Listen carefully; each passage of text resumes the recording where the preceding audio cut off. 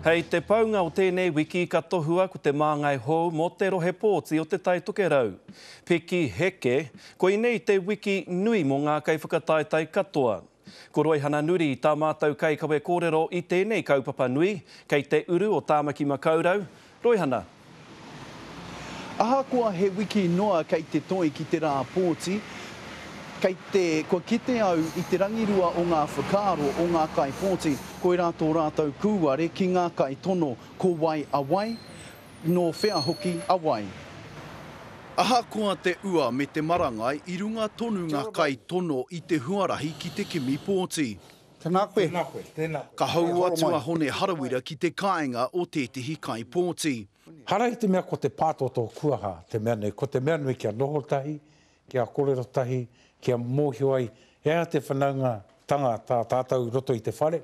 He mea nui te kanohi kitea ki te Māori. Really good to see someone from the political sides coming at there and getting down there and visiting his constituents. Ko tētihi o ngā whakahe mai te tīmatanga, kāore te kai tono o te pāti Māori i te mōhiotia whānuitia.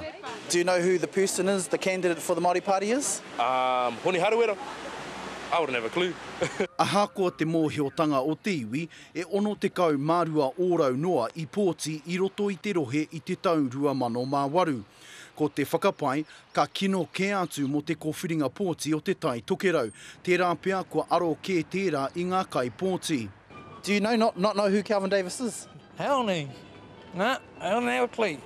He kāore i konei, no reira i haere atu mātou ki te wāhike ki te kimi i ngā whakaaro o e tehi atu. I haven't really thought about it, but I'd probably say the Māori Party. Why the Māori Party? Because I'm Māori. Probably Hone. Why Hone? Oh, he's a straight-up guy, you know, he's out there for the whānau, out there for our tamariki, that's what us Waitemata are all about, Māori Wardens, kia ora. He mārama te kite ka tōroatia e nei rangi e rima mo ngā kai tono.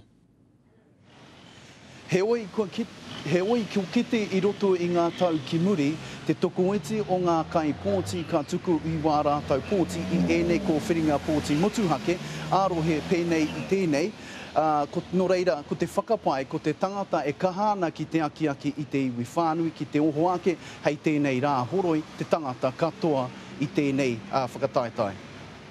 Kia ora Roihana Nuri, te uru o Tāmaki Makaurau.